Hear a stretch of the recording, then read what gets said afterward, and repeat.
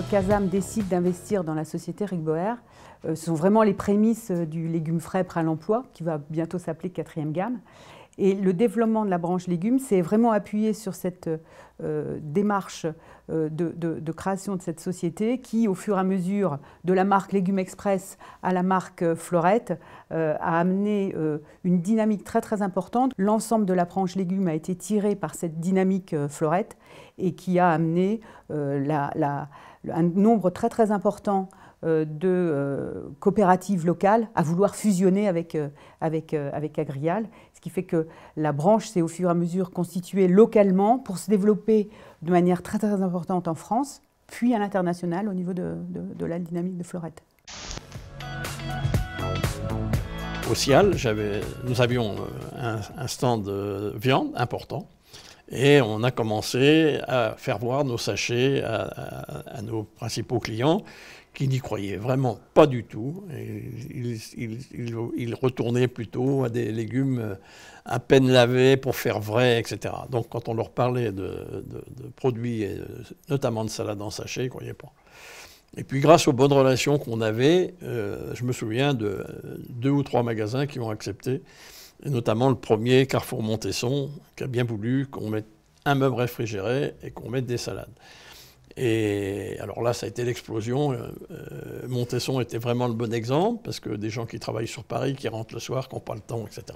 Ça a été un gros développement dans la région parisienne. Après, forcément, on s'est étendu à peu près dans toute la France. On pourrait même insister sur à quel point ça a été majeur pour la quatrième gamme de s'appuyer sur tout le savoir-faire que vous aviez en matière de steak haché. Parce que la marche en avant de l'usine, la logistique du froid, la démarche de la logistique, les exigences qualité, ça a été très très fort pour concevoir le savoir-faire de Fleurette, quoi. Le soutien de la Casam financier nous a aidés à avancer. Puisque je dois dire quand même que je rends hommage encore à l'équipe, M. Faucon, M. Maupas, M. Fleureau, avec qui on avait l'habitude de travailler en confiance sur le secteur viande. Et cette confiance-là, elle a été au-delà, même s'il ne faut pas être dupe, ils étaient quand même en attente qu'on apporte quelque chose. Mais ça a été quand même exceptionnel, cette confiance. Casam, lorsqu'ils ont investi dans la société Rigboer, la marque de M. Rigboer, ça s'appelait la Maringotte. Ils ont décidé que cette marque n'était pas adaptée et ils ont donc décidé de déposer la marque Légumes Express. Et Légumes Express, Jean, vous veniez pratiquement de prendre la direction de la société en octobre 1986 et je vous amène à un courrier recommandé où on disait, madame, dans le courrier où on nous disait, vous avez 3 mois pour enlever cette marque. On avait une astreinte d'ailleurs. Voilà, puisque nous avions déposé une marque et on n'avait pas l'antériorité sur cette marque. La protection n'était pas la bonne puisque c'était un Suisse qui avait déposé. On avait bien fait le dépôt en France, mais on n'avait pas fait toute la partie européenne. Je crois que c'était en revenant de vos vacances. Vous dites, voilà, après tout ce qu'on a trouvé, moi j'ai une autre idée, on pourrait appeler cette marque Fleurette. C'est vrai que le film Jean de Fleurette venait de sortir peu de temps avant. Et je pense qu'au niveau de l'équipe, on s'est dit, vu qu'on avait fait toutes ces recherches préalables ensemble, on s'est dit, oui, ça y est, ce mot-là, il est à la fois dynamique, il évoque une fraîcheur, il évoque une naturalité. Mais souvenez-vous quand même que Fleurette n'a été acceptée qu'à partir du moment où on a fait une démarche consommateur à Paris, où on a proposé différentes marques, dont Fleurette. Et c'est assez curieux que c'est à ce moment-là que, je crois, c'est 80 ou 85% des réponses allaient vers Fleurette.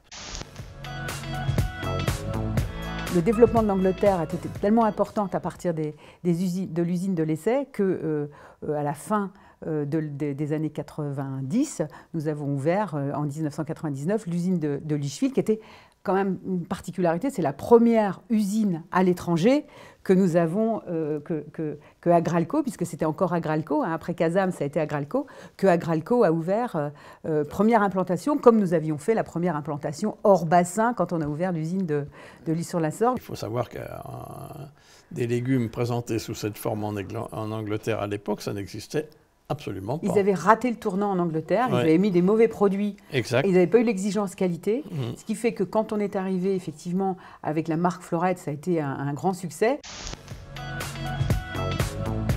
On peut dire que je pense que l'innovation a été au cœur depuis le début de la création de Fleurette, pour tout. Oui, oui. Hein, ça a été, évidemment, comme on l'a évoqué, sur les différents types de gammes de produits. Ça a été sur l'évolution des sachets, la qualité des sachets, des films plastiques. Les robots de machines à éplucher les salades ont eu, je crois, il y a 6 générations de brevets qu'on a déposés successivement. L'innovation également dans la manière de travailler, hein, dans toute la dynamique des premiers progrès permanents qu'on a fait au niveau des équipes. Et c'est vrai que pour Florette, de faire partie d'une coopérative, ça a été la grande... Alors évidemment, toute la démarche que l'on a menée, à la fois en termes de gouvernance, les directoires et conseils d'administration, on l'avait déjà, qui crée la confiance, comme vous l'évoquez.